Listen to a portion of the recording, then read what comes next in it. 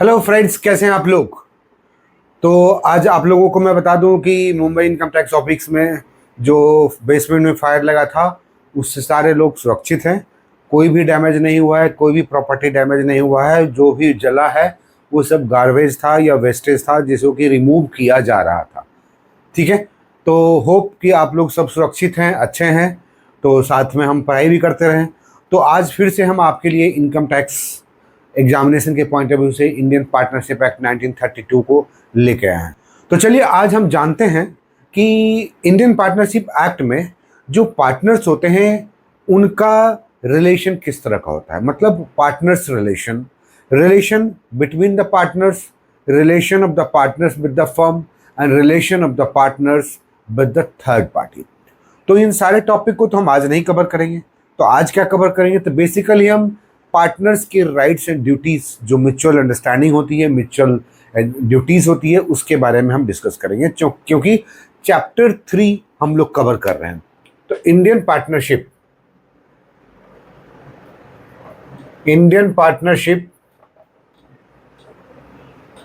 Act 1932 और आज का जो टॉपिक है वो चैप्टर 3 है। और चैप्टर 3 में हम लोग जो पढ़ते हैं वो रिलेशन ऑफ द पार्टनर्स है। फर्स्ट, सेकंड थिंग कि आपके income tax officer as well as income tax inspector में जो डिपार्टमेंट एग्जामर है वो एग्जाम है उस पार्टनरशिप में ये सिलेबस में है। चैप्टर 1 से लेकर चैप्टर 6 तक पढ़ना है। तो चैप्टर 3 आज हम लोग कवर करते हैं। तो इसमें सबसे पहले चैप्टर 3 में जो सेक्शंस कवर होते हैं वो नोट कर सकते हैं आप। सेक्शन 9 से लेके सेक्शन 17 तक है। सेक्शन 9 से लेके 17 तक है जिसमें relation to the partners to each other, मतलब एक दूसरे के प्रति क्या ड्यूटी बनता है, क्या राइट्स बनता है, उस पर हम डिस्कस करेंगे, है ना। तो चलिए सेक्शन 9 क्या कहता है। सेक्शन 9 बोलता है general duties of the partners, जिसमें 3 बातों का ध्यान रखना जरूरी होता है कि जब भी कोई पार्टनर बिजनेस को कैरी, क्योंकि पार्टनरशिप इसीलिए बनता है क्योंकि बिजनेस को कैरी आउट करना होता है ना। सबको म्यूचुअली कैरी आउट करना होता है एक दूसरे के साथ में बिजनेस के ऑब्जेक्टिव को मीट करने के लिए और पार्टनरशिप के लिए, राइट। तो यहाँ पर 3 ऐसी इंपॉर्टेंट बातें हैं सेक्शन 9 के अंतर्गत जो कि आपका पूरा सेक्शन ही क्लियर हो जाएगा। पहला है ऑब्जेक्टिव क्या होना चाहिए पार्टनर्स का, greatest common advantage to the firm. सारे जो है जितने भी पार्टनर्स हैं उनका एक ही ऑब्जेक्टिव होना चाहिए कि कितना हम अच्छा कर सके कि हमारा पार्टनरशिप या हमारा जो फर्म है मैक्सिमम एडवांटेज ले सके, मैक्सिमम बेनिफिट या प्रॉफिट गेन कर सके। पहला पॉइंट हो गया। दूसरा है अटमोस्ट फेथ, है ना, या good faith. utmost good faith should be there. So among partners there should be the highest level of faith, मतलब not a single fraction of doubt should be there. Otherwise क्या होता है कि थोड़ी सी doubt जो है हमेशा ही फ्रिक्शन क्रिएट करता है।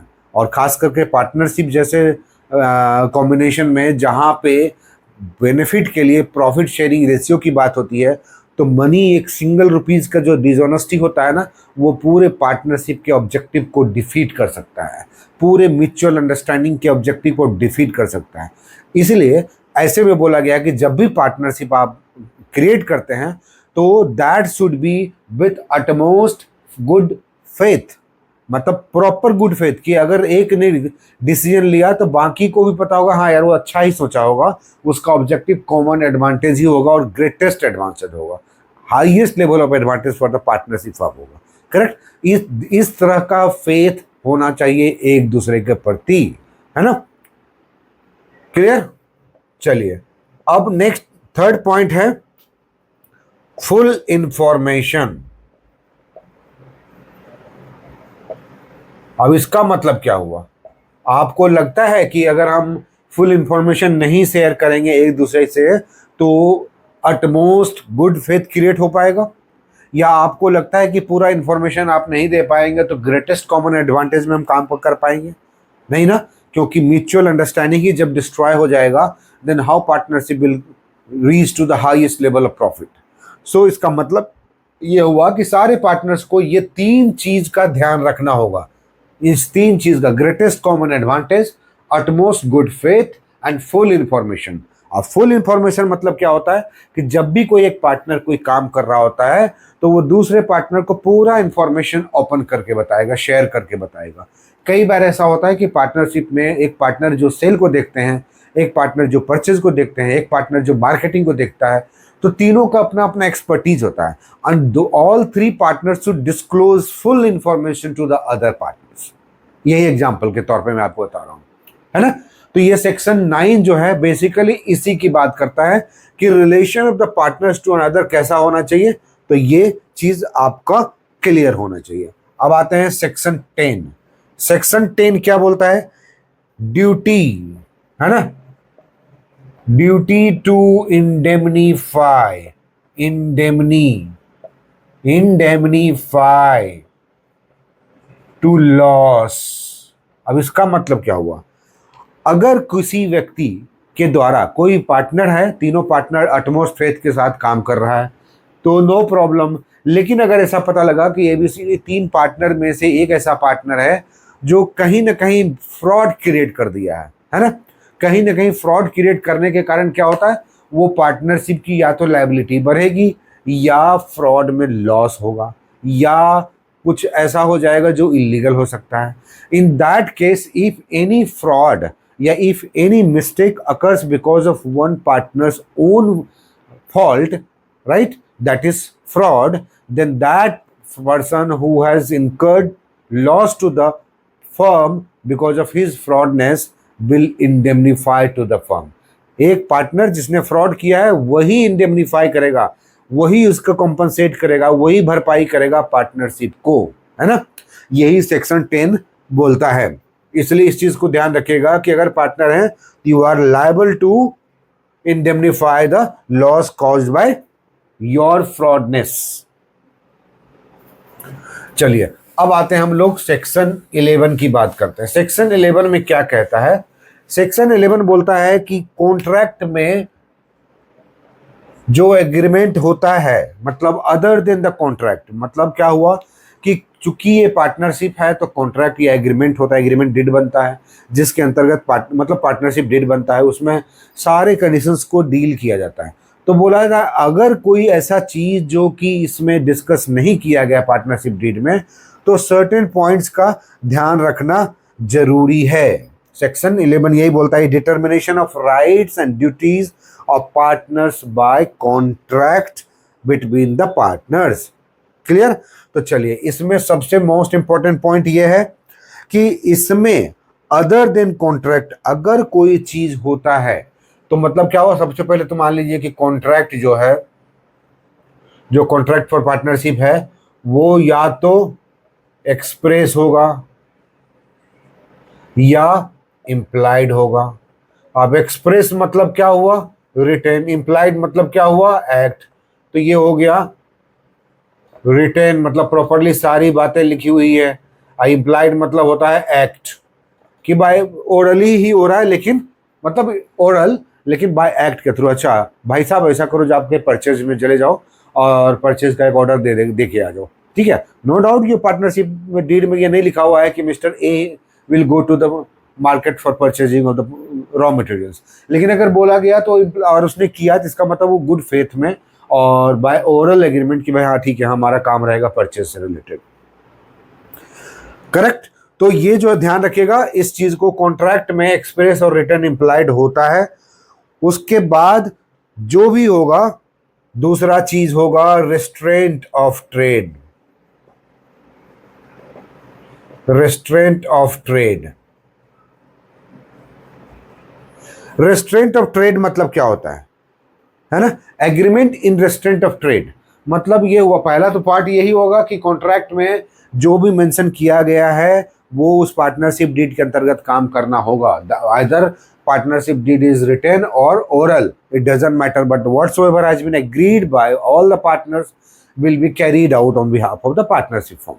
Okay, now second is in, अगर कोई एग्रीमेंट ऐसा है जिसमें ये कहा गया है ये कहा गया है कि भाई जब तक हम तीनों चारों लोग पार्टनर हैं, इस बिजनेस से रिलेटेड जिसके लिए पार्टनरशिप बनाए हैं, अलग अलग कोई अलग काम नहीं करेगा। जैसे मान लीजिए कि हमने पार्टनरशिप किया कि इमिटेशन ज्वेलरी का, हाँ राइट, और ये चार लोगों ने पार्टनरशिप कर लिया। अब एक आदमी क्या किया कि भाई उनको ये रास्ता मिल गया इमिटेशन ज्वेलरी का, चारों लोगों का आइडिया है, चारों लोग कैरी आउट कर रहे हैं, एक ने अलग से कुछ बिजनेस शुरू कर दिया, तो वो नहीं कर सकते हैं। इसको बोलते हैं कि इन रिस्ट्रेंट ऑफ ट्रेड, मतलब एग्रीमेंट में ये बोला गया कि ये चीज़, मतलब डीड में ये बोला गया कि आप इस तरह का बिजनेस जिसके लिए पार्टनरशिप बनाया गया, आप कैरी आउट इंडिविजुअली अलग से नहीं कर सकते हैं। अब इसमें थोड़ा सा पॉइंट होगा, अगर आप लोगों ने कॉन्ट्रैक्ट एक्ट पढ़ा होगा, कॉन्ट्रैक्ट एक्ट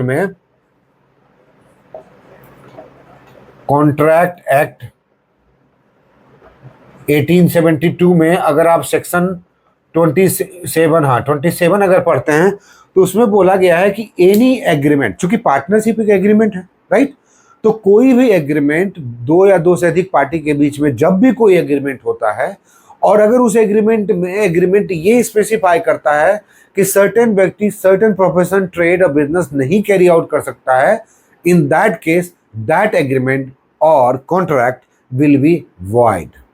मतलब क्या हुआ? नील। वो एग्रीमेंट मतलब क्या है कि लॉ बोलता है कि किसी को बिजनेस करने से आप रोक नहीं सकते। राइट टू बिजनेस है, फंडामेंटल राइट्स की तरह, आप देखा होगा आपने, है ना। सेक्शन कौन सा है?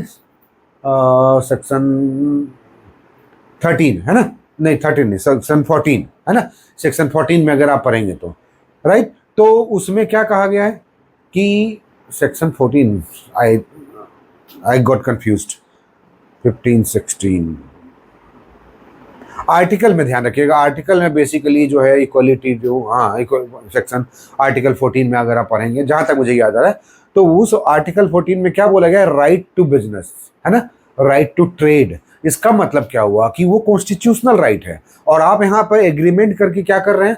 उस बिजनेस के राइट को डिस्ट्रॉय कर रहे हैं, करेक्ट। तो section 27 of the Indian contract act 1872, ये ध्यान रखिएगा, आपके सिलेबस में भी है कॉन्ट्रैक्ट एक्ट।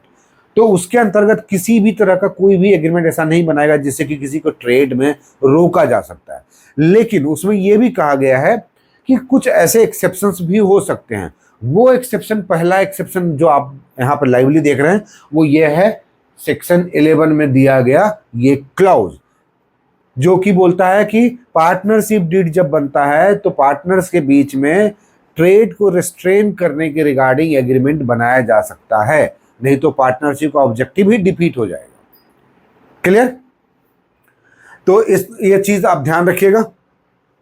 तो सेक्शन 11 बोलता है, क्या बोलता है कि determination of right and duties of the partner will be done by the contract and by the agreement और by the partnership deed, and that partnership deed may be express और employed. और express मतलब written, employed मतलब oral, कि भाई act के through ही, employed मतलब एक्ट होता है एक तरह से।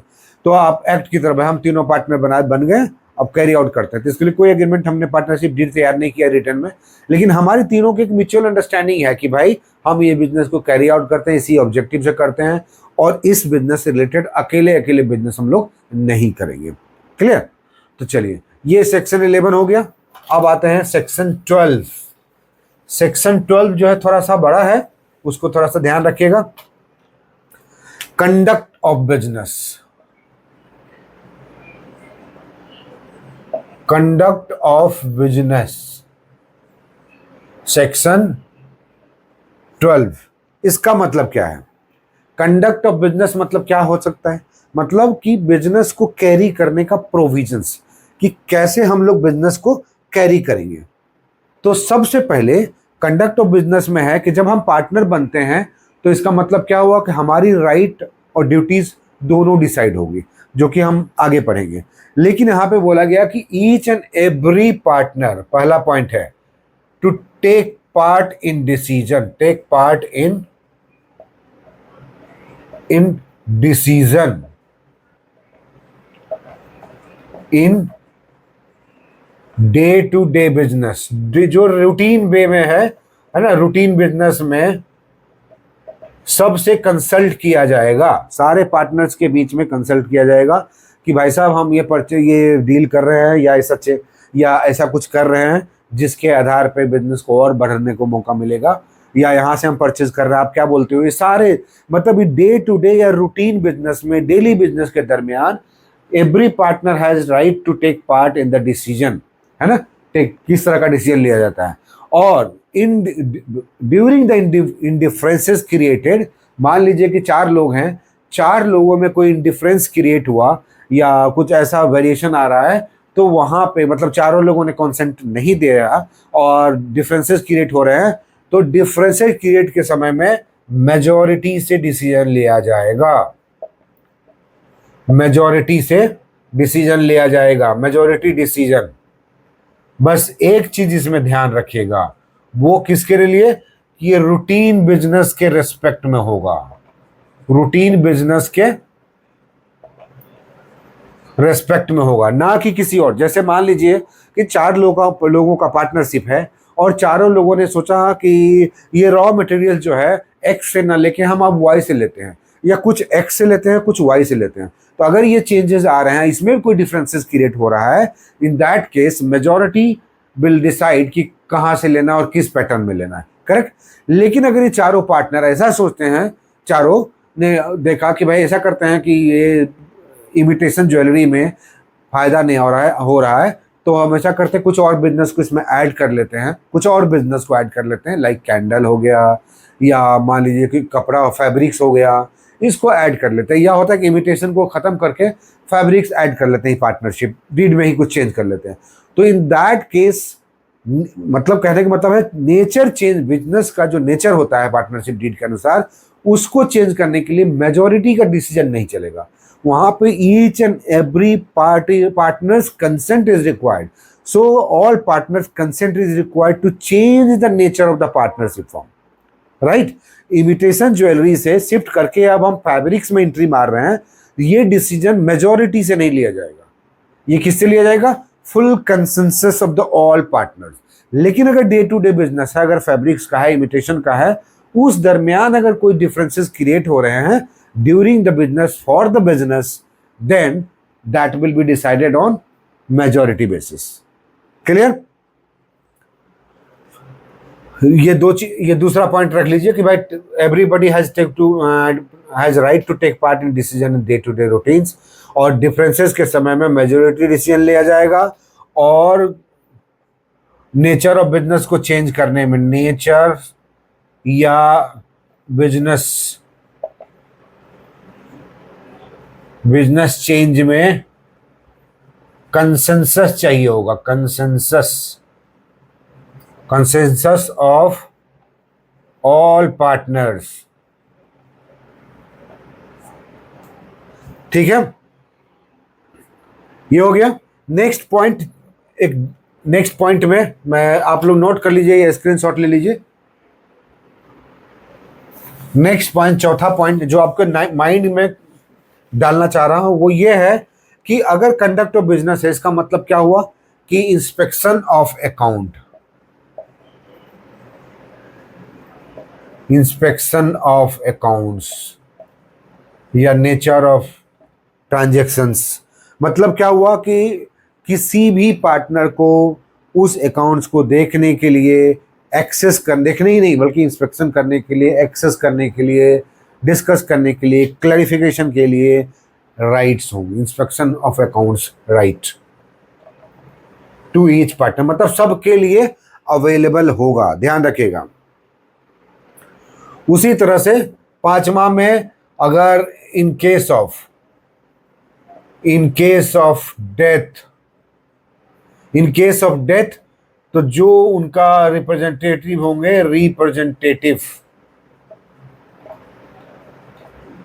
रिप्रेजेंटेटिव या हायर जो भी हैं उस रिटायर्ड पार्टनर मतलब एक्सपायर्ड पार्टनर के लिए, he will be having the same right as the partner to have a look on the books of account, on the access, or to access the books, to access the information of the partnership being carried by other partners.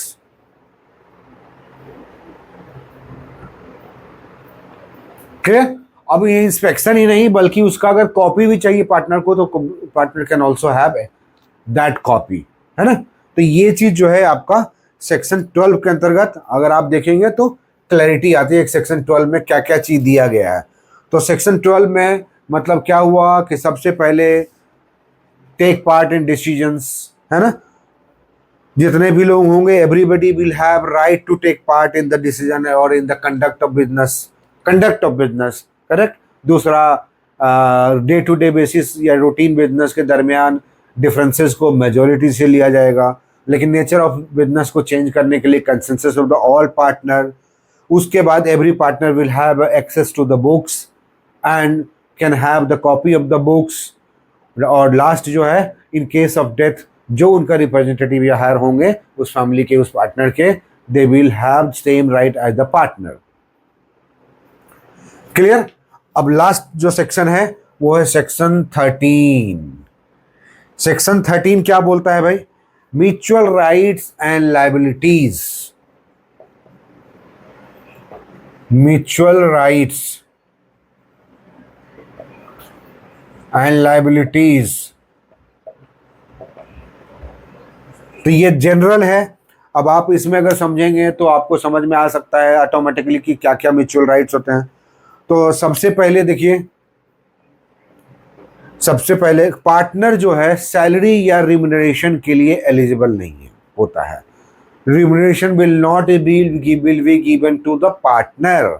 यहाँ पे condition ध्यान रखिएगा, mutual rights and liabilities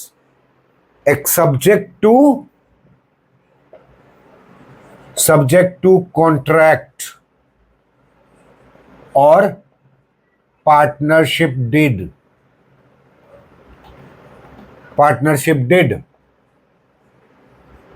है ना। तो subject to partnership, इसलिए ऐसा नहीं है कि रिम्यूनरेशन के लिए एलिजिबल नहीं होते हैं।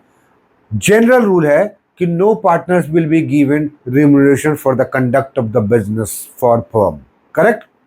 लेकिन सब्जेक्ट टू कॉन्ट्रैक्ट और सब्जेक्ट टू पार्टनरशिप। लेकिन अगर पार्टनरशिप डीड में ऐसा कुछ लिखा हुआ है then remuneration will be given, है ना। तो पहला पॉइंट क्या हुआ? रिम्यूनरेशन से रिलेटेड।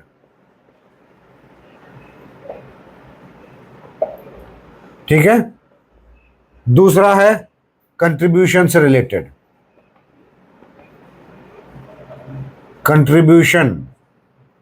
कंट्रीब्यूशन से related, every partner will contribute equally to the partnership। मतलब every partner will contribute capital equally to the partnership।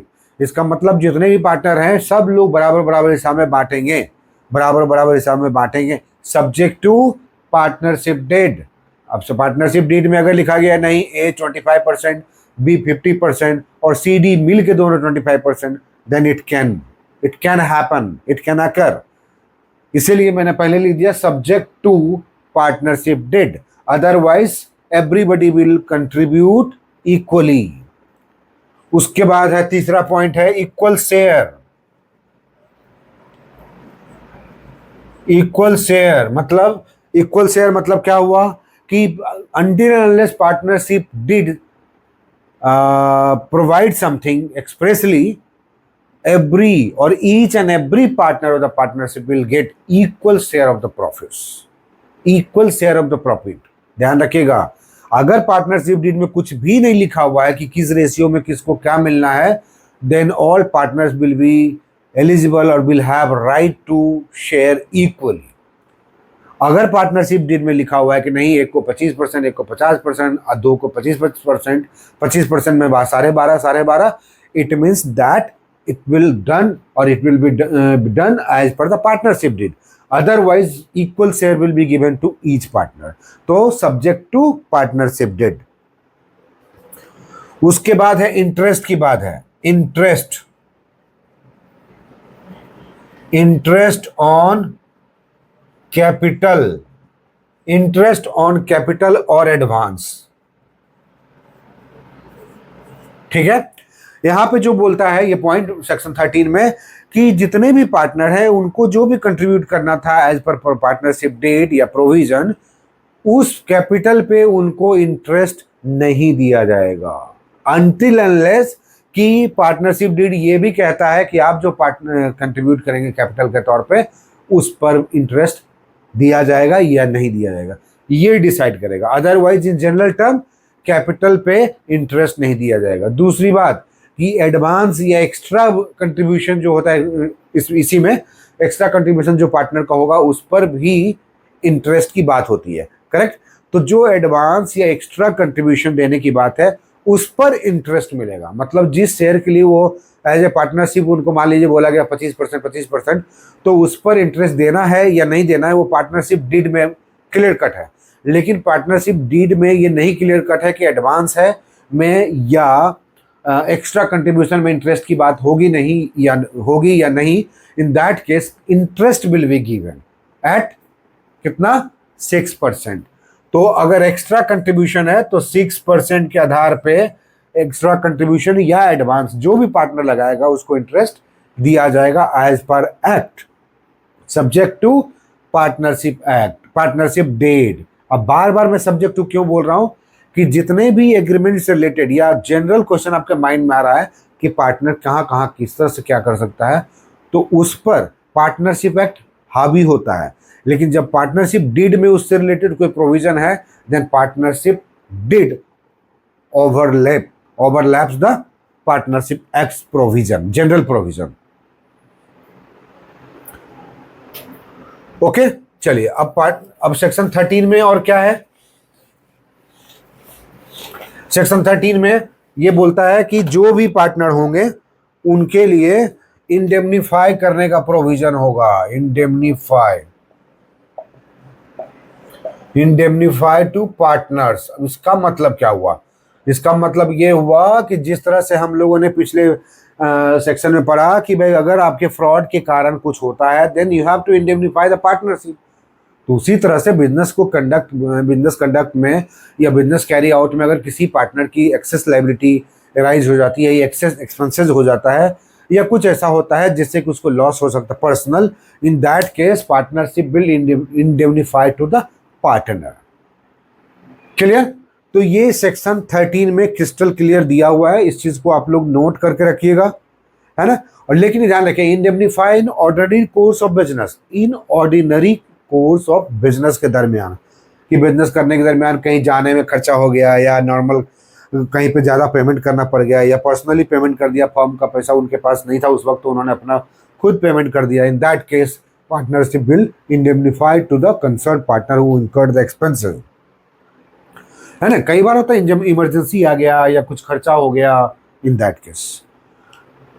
Okay, तो ये सेक्शन 13 तक था। नेक्स्ट वीडियो में हम लोग देखेंगे सेक्शन 14 में rights, duty, mutual agency among the partners. तो चलिए हम मिलते हैं नेक्स्ट वीडियो में। So thank you and stay tune to एकोलॉज चैनल।